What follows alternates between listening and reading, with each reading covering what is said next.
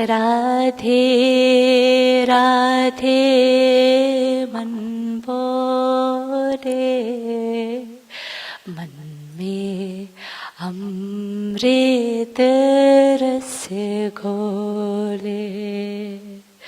तू ही मेरी आराधना, प्रेममयी है तू साधना। तू ही मेरी आराधना, प्रेममयी है तू साधना। तू जो घूंघट पट खोले, मन में अमृत रस घोले। राधे राधे मन बोले, मन में अमृत रस घोले। राधे राधे मन बोले, मन में अमृत रस घोले। बंसी का हर राग है तू ही, जीवन का अनुराग है तू ही। बंसी का हर राग है तू ही, जीवन का अनुराग है तू ही।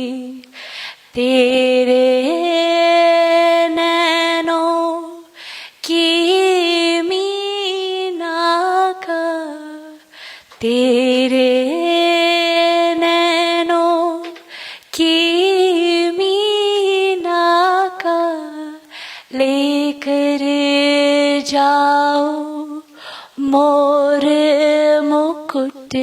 ये जो संग पवन के डोले,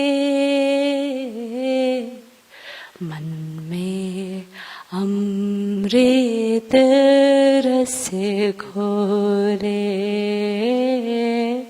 राधे राधे मन बोले, मन में अमृत रस घोले।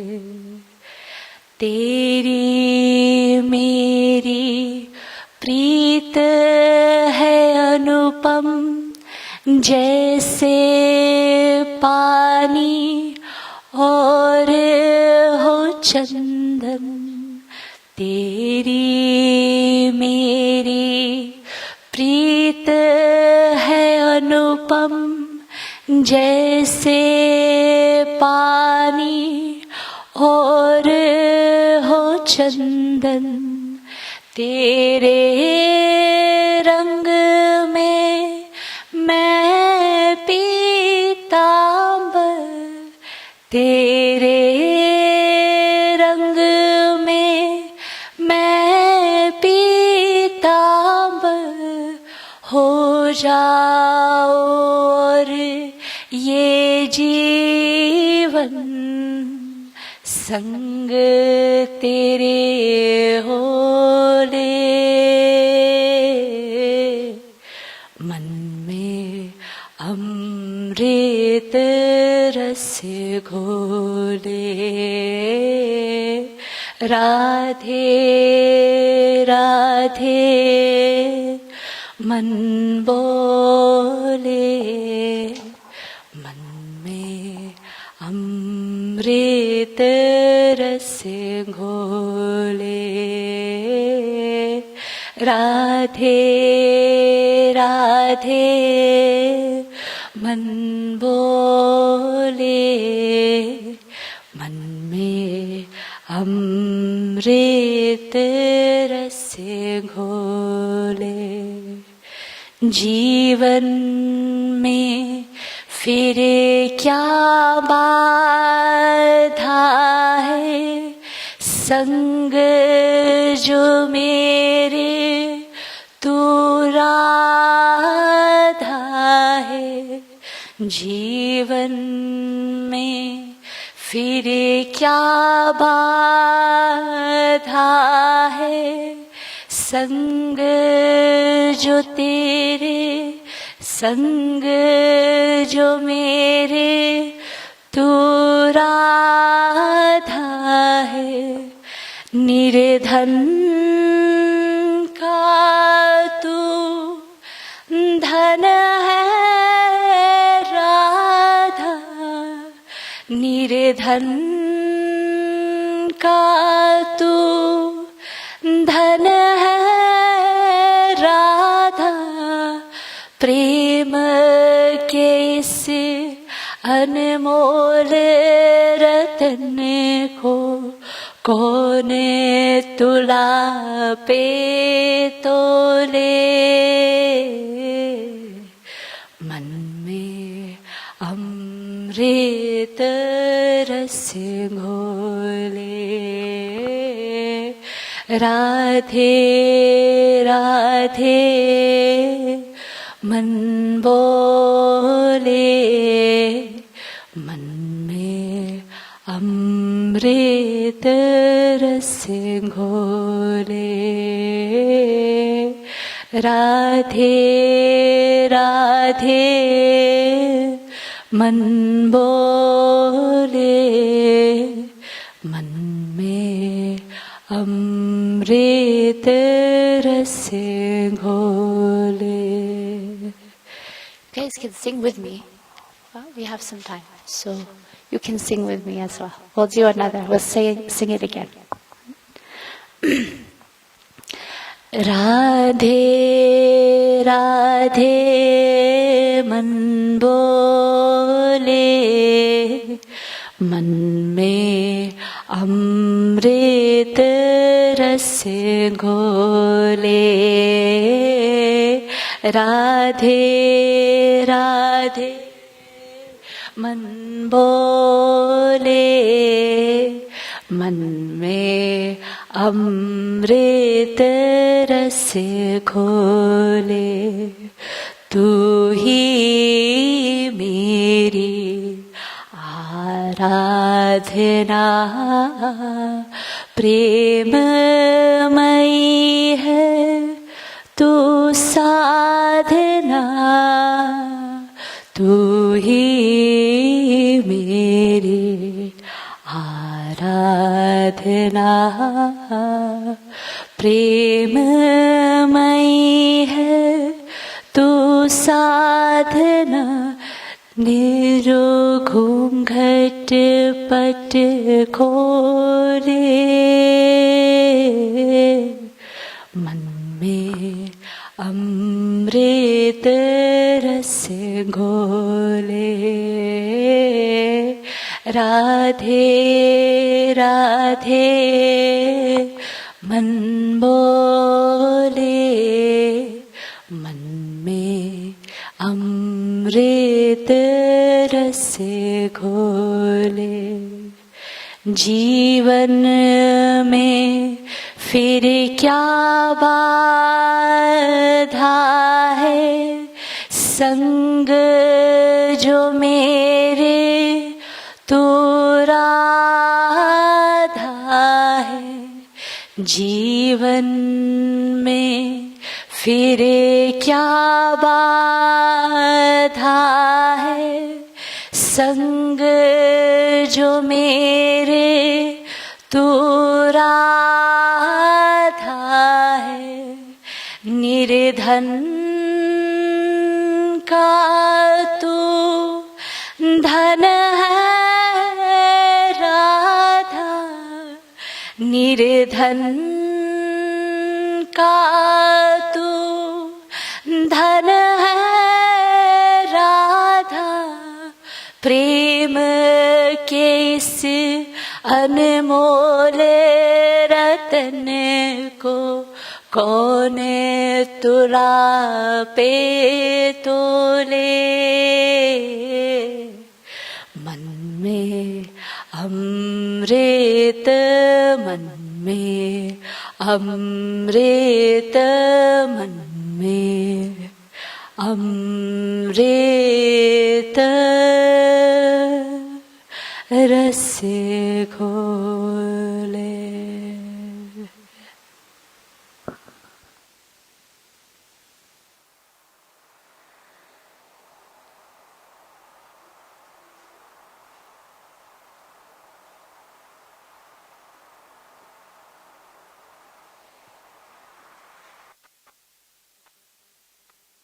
Welcome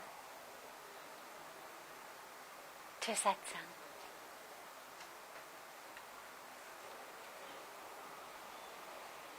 Such a beautiful joy to be together with you all.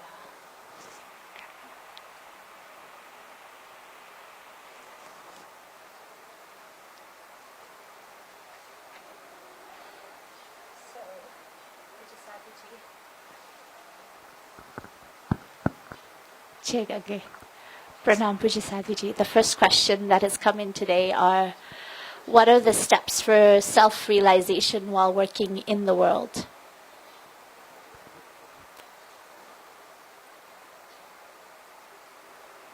The steps for realization while working in the world.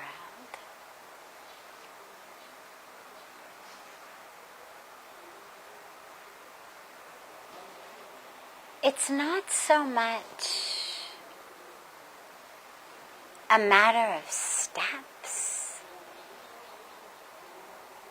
as a matter of focus.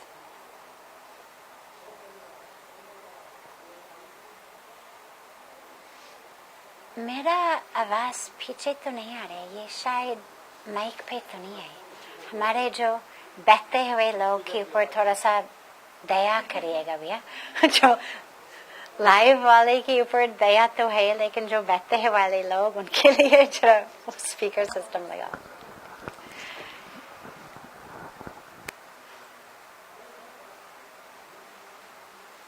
So it's not so much about the steps 1, 2, 3, 4, 5, 6. It's a matter of a focus. There is absolutely nothing about working in the world that wouldn't permit you to have self-realization. Self-realization doesn't require us to be sitting in a cave, doesn't require us to leave our lives, leave the world. In fact, if you actually look at the teachings in the scriptures and the stories in our scriptures, the vast majority of them are actually stories of awakened beings in the world. We've got such beautiful examples, such beautiful models of our rishis, our sages, in the world, awakened, enlightened, realized. And what it has to do with, self-realization is not about where my body is sitting. If it required me to remove my body from one place to another, it wouldn't be self-realization. Then it would just be a relaxing vacation, right? If you're stressed in your job, stressed in your home life, and you take a week or 2 weeks or 5 days or a long weekend, and you go off somewhere, and you find relaxation, you find that peace you were looking for. But then, of course, you lose it when you come back to the house, back to the office. You haven't really gained anything. All you've had is a few-day holiday, a few-day vacation. But self-realization is not about a vacation from your life.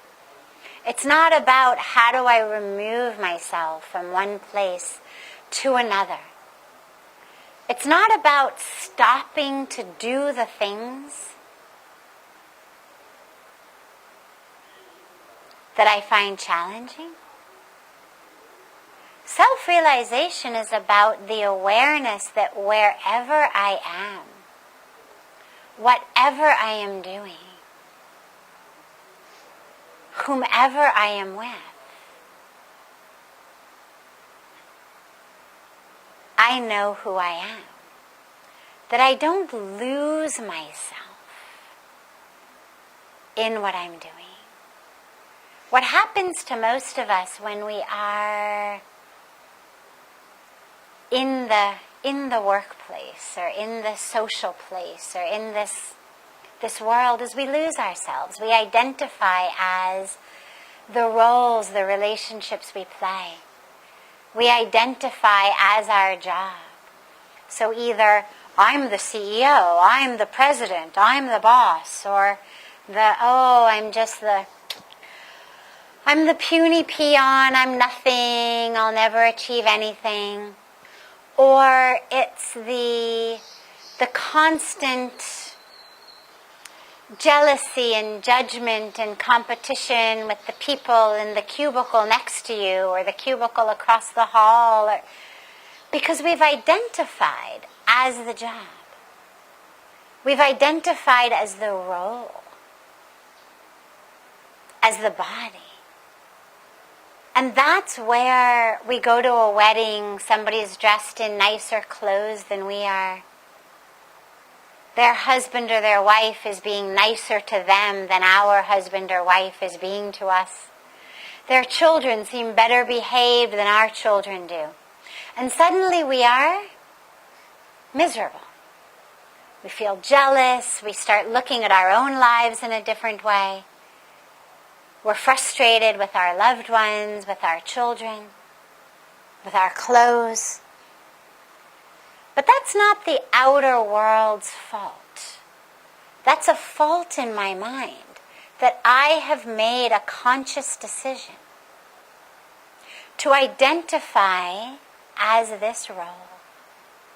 And so self-realization is wherever I am, in a cave, on the banks of Ganga, in my office place, in a cubicle, in the best office, corner office overlooking everything because I'm the boss, in my family, wherever I am, that I don't identify as that.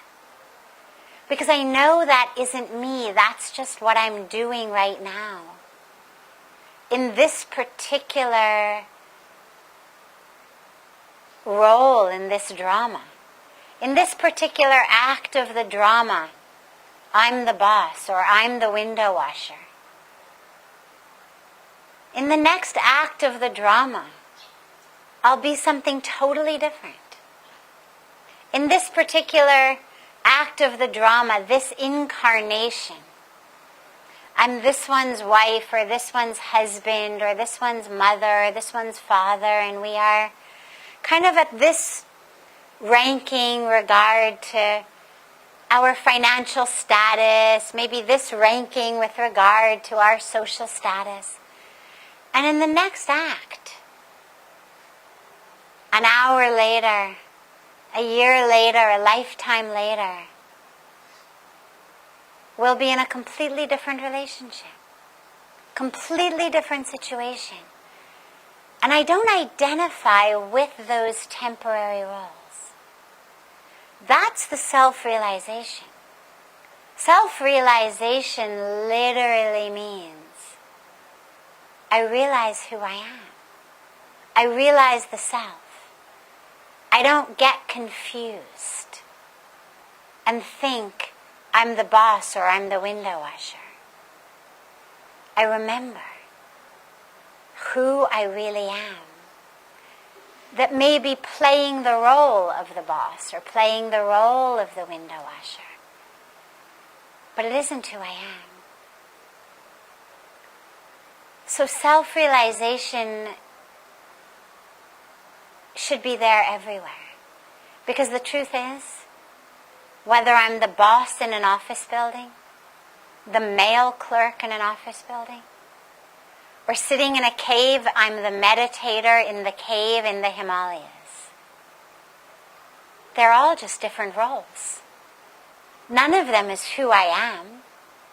I'm no more the meditator in the cave in the Himalayas than I am the window washer, than I am so-and-so's husband or wife, or so-and-so's mother or father. That's also just what I'm doing in this act of this drama. Who I am is soul, spirit, divinity, consciousness, truth, love. That is who I am. And self-realization is knowing that in every situation, every circumstance, realizing who I am is not the role I'm playing. It's that which is constant, regardless of the role I play. Precious Sadhviji, this morning in yoga class, we had someone who had a question and they've come in for satsang today. So I'd like them to ask their question. Sure.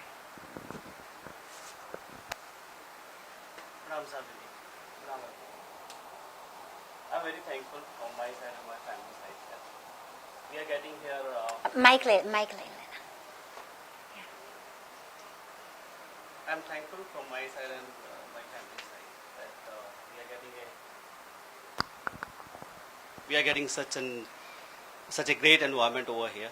We feel like we are living at our parents' home with little discipline over here. So thankful.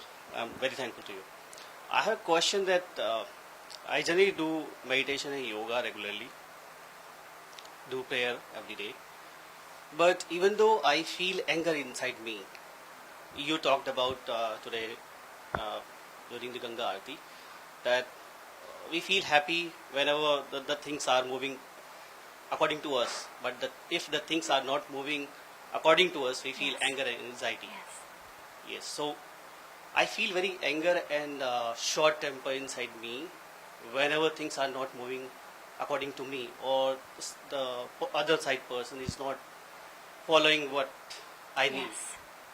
So is there any way, is there anything which I can follow and I can control my anxiety and short temper anger?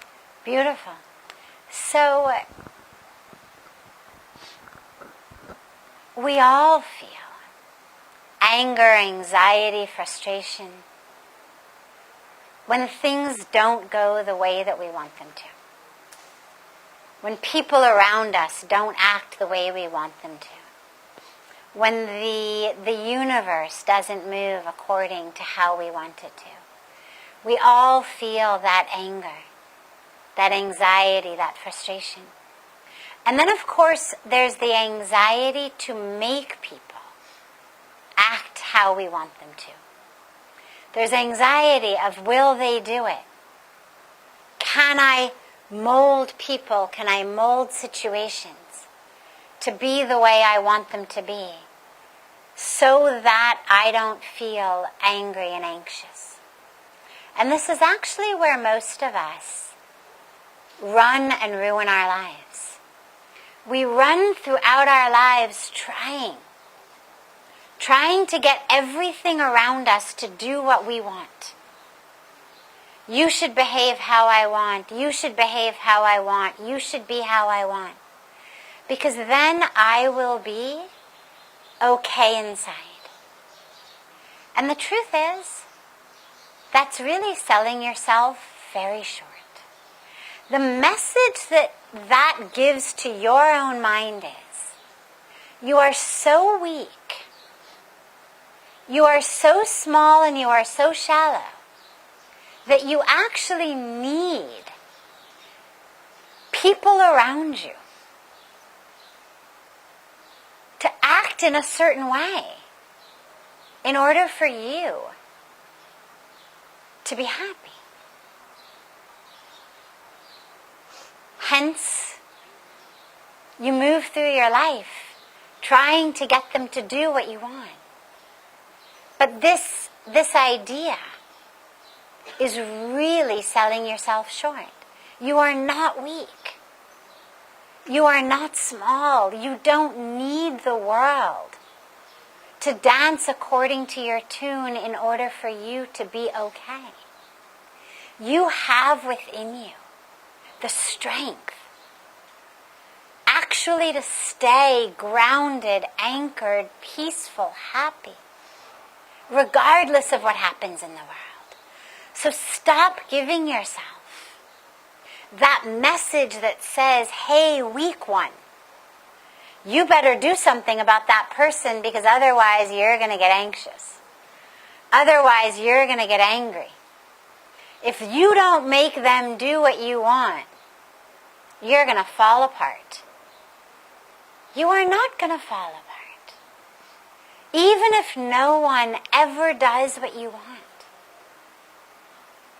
You have that ability to stay anchored and grounded in peace, in love. That is your nature. And so when we feel that anger and we feel that anxiety, obviously the anger and the anxiety is problematic anyway, but it also creates this other problem because it's telling us, it's like this voice in our head that's like, quick, quick, quick, do something. Imagine for a moment that someone put a pillowcase over your head, or they held your head underwater, and you couldn't breathe. What would you do? I'm sorry? You would die. Well, eventually you die, but no, you're right, you absolutely eventually would die, but in the 1 minute or 2 minutes, depending on how long you can hold your breath, before you die, what would you do? We'll try to release ourselves. You'll try to release yourself, exactly. You will fight.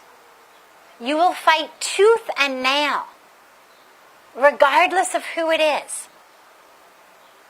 You will fight as hard as you can to get that pillowcase off your head, to get your head up from under the water. You will be prepared to kill that person if you need to. Even those of us who are very peaceful by nature. If someone had a pillowcase over my head and they were suffocating me to death, I have no doubt that I would find within me the ability to do whatever I needed to do to hurt them however much I needed to get that pillowcase off my head so I could live. Because we need oxygen to live.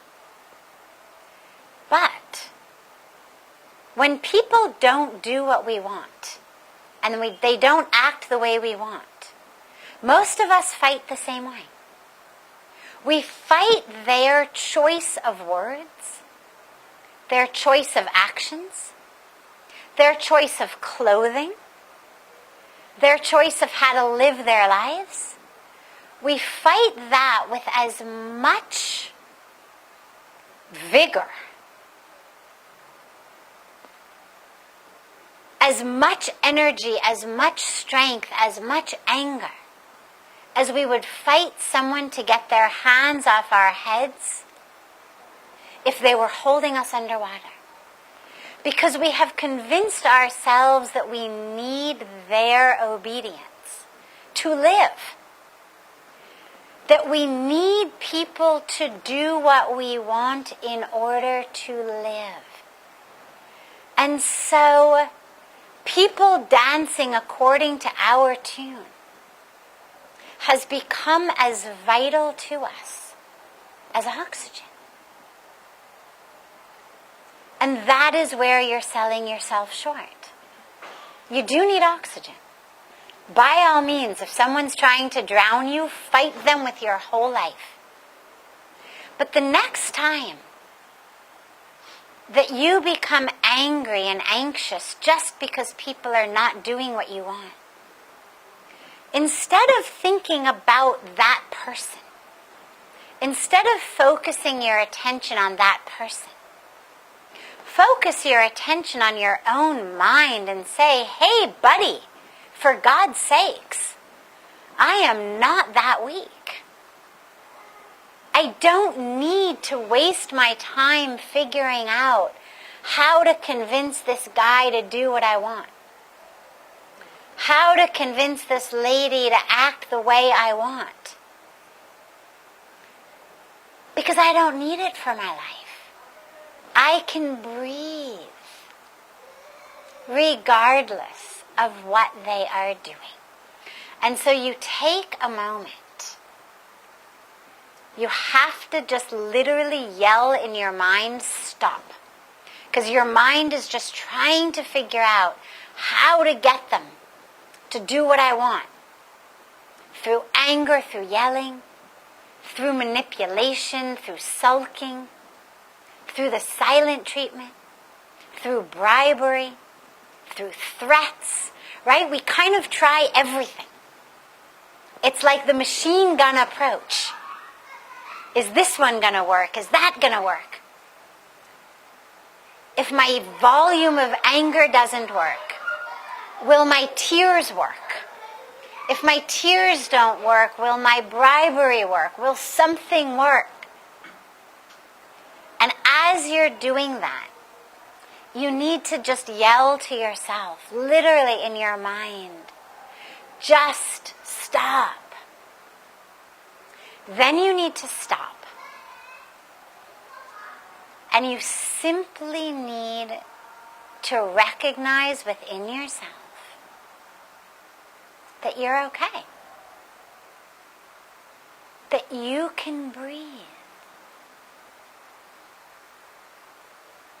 That regardless of what that person is saying or doing, your breath is flowing.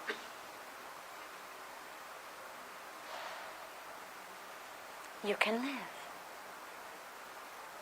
So there's no reason to lose yourself in trying to make the world do what you want, which is the source of your anger and the source of your frustration. Just stop. Stop selling yourself short and tell yourself, hey mind, stop selling me short. Stop trying to convince me that I am that weak, that shallow, that I cannot survive this person being rude or obnoxious to me, that I cannot survive this person ignoring me, that I cannot survive this person doing that which I don't want. I am not that weak. And when that awareness really anchors, then every time that anger and frustration arises, you realize this is a colossal waste of time and a colossal waste of energy. And a colossal short-changing of my own self. And I'm going to stop these lies to myself right here and right now. Because I am much stronger than that. Let them do what they want. I'm here. I'm still here. I don't need to change that. And that's perhaps one of the most important realizations you'll ever have. Yes. If anybody else has a question, they can ask. So the second question that has come in, Sadhviji, is if I get negative or unwanted thoughts, is it better to let them come or is it better to suppress them?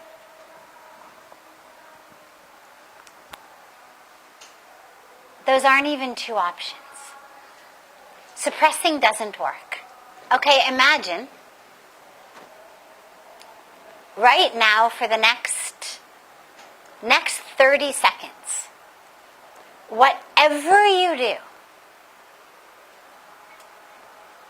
everybody close your eyes, and for the next 30 seconds, whatever you do not think about elephants. Do not think about elephants. Whatever else you think about, no problem, but do not think about elephants. Okay, go. No elephants. Don't think about elephants. Anything else is okay, no elephants. Okay. Was anybody able to actually make it for 30 seconds without thinking about an elephant? Not a single second. Forget 30 seconds. Exactly. So suppression doesn't work. It doesn't work because not thinking about something actually fills your mind with it. You see this a lot in addicts. We quit smoking. We quit drinking. We quit using drugs. We go on a diet. We stop eating chocolate cake. And yet, the mind is still full of cigarettes, alcohol, drugs, and chocolate cake. Now, in all of those cases,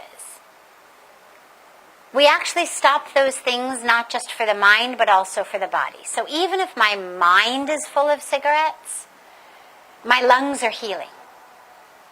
So it's okay. Even if my mind is full of chocolate cake, my blood sugar is not rising. So it's okay. But it's important to recognize that, because if I am not smoking cigarettes, not smoking cigarettes, my mind is full of cigarettes. I may not be smoking them, but I certainly haven't left them. I am not free of them. When we speak about renunciation, whether it's renunciation of sex, whether it's renunciation of attachments, regardless of how we think about it, it's not just a renunciation in our actions or in our bank accounts or in our shelves. It's also a renunciation in the mind. And so if you decide, okay, I'm going to live a simple life. I'm going to cut out all of the unnecessary things and live very simply. I'm going to renounce my attachment to things.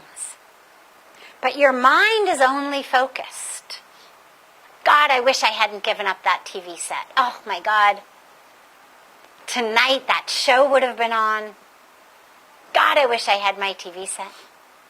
Or even, I'm so much better than that guy, I gave up my TV set. He's still got his TV set. He's so addicted to that TV. I am so much better than he is. My mind is still full of the TV set. I've renounced it, but my mind is still full. We may take vows of celibacy, vows of simplicity, but if the mind is full,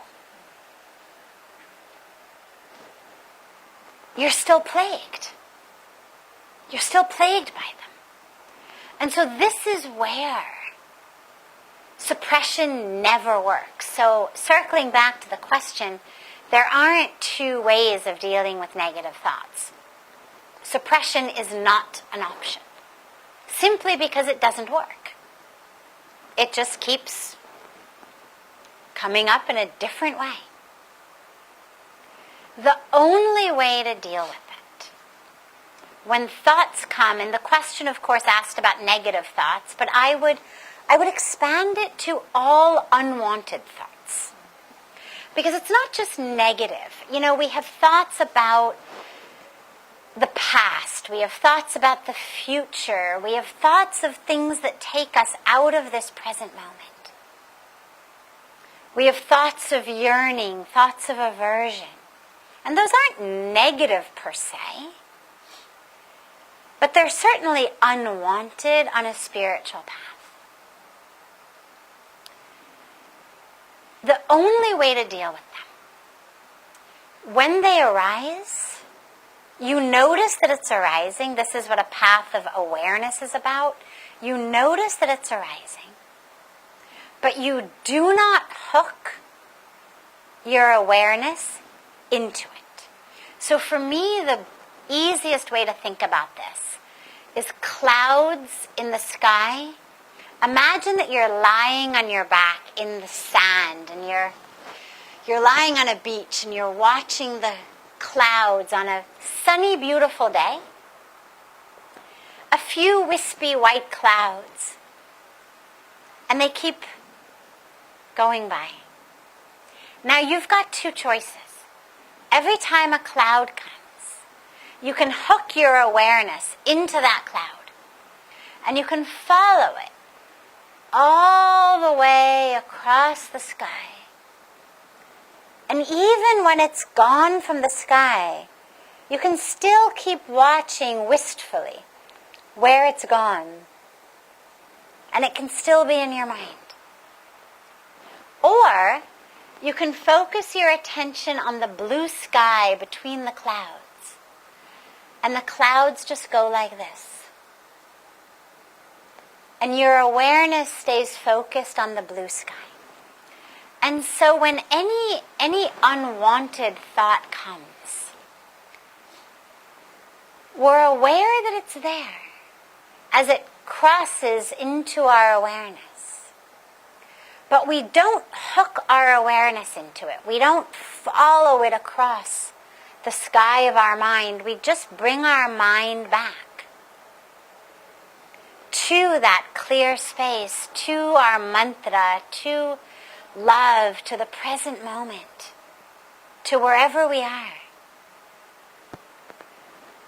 And we start to be able to notice those sorts of thoughts when they're far away.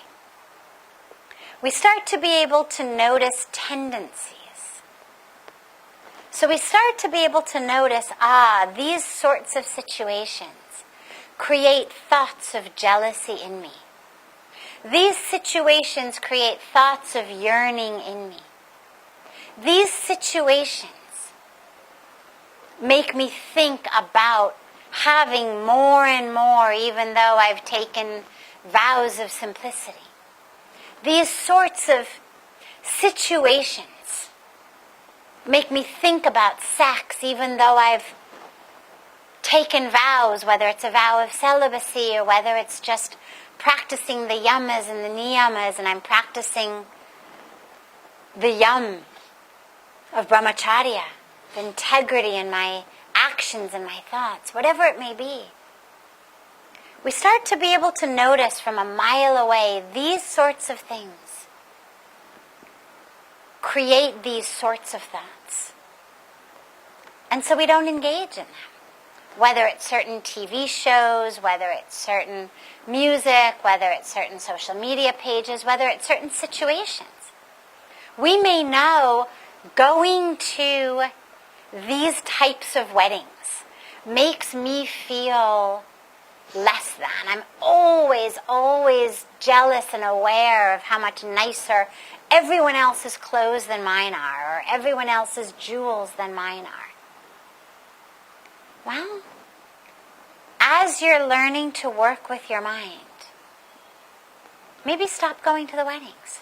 It's not that you never can go again, but give yourself that time We do a lot of tree plantation here. Puja Swamiji is very committed to tree plantation. And when you first plant a sapling, we put this tree guard around it so the monkeys don't eat it. And in the same way, when we embark on our practices of watching our mind, of taking care of our thoughts, it's like a sapling. And sometimes you have to protect it. And so we may need to avoid certain situations, certain people, certain TV shows, certain music, certain social media sites for a while that we know trigger certain types of unwanted thoughts in us. And again, it doesn't mean that you never can go back on Facebook, or you never can go back to a wedding, or you never can, watch that sitcom again, whatever it may be. Or watch the news. A lot of people have very unwanted thoughts arise from the news, lots of fear, lots of us versus them. Tragically, our news has become much more about sensationalism than actually about information. A lot of people I know have had to turn off the news because it creates such unwanted thoughts of anxiety, of fear, of contraction, of us versus them, of good guys and bad guys, that they know it's just bad for their mind.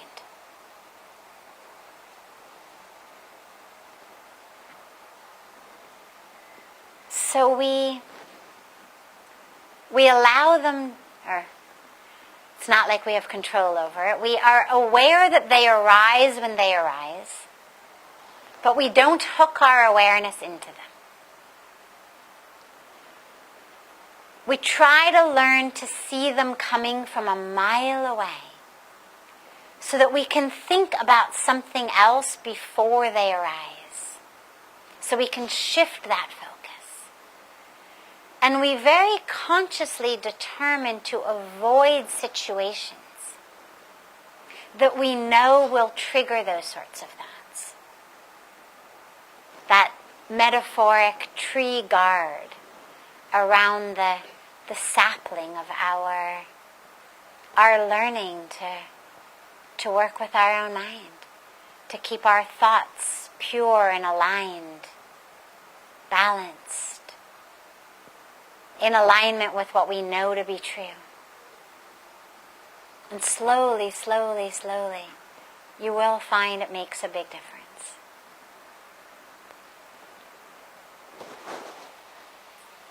Have a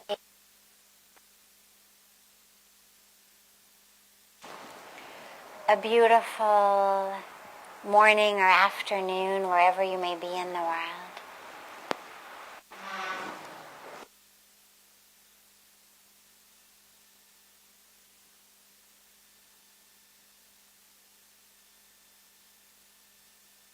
See you again on Monday for meditation. Tomorrow, of course, is Sacred Sundays. We have our Sacred Sunday Live on Instagram. And we have our meditation again live on Facebook and YouTube here again on Mondays. And have a beautiful, beautiful evening for all of those of you here with us and those of you in India and anywhere else where it's evening. Forever, for all of the rest of you, wherever you are in the world, may it be a beautiful, beautiful day.